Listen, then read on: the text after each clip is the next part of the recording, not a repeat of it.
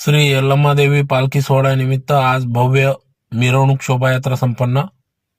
याबाबत अधिकृत असे की गेल्या अनेक वर्षापासून श्री यल्लम्मादेवी माता मंदिर ट्रस्टच्या वतीने विविध धार्मिक कार्यक्रमांचे आयोजन करण्यात येत असते, ज्यात प्रामुख्याने दिनांक 8 जानेवारी 2024 रोजी सकाळी भव्य रक्तदान शिबिर घेण्यात आले. तदनंतर महाआरती करण्यात आली.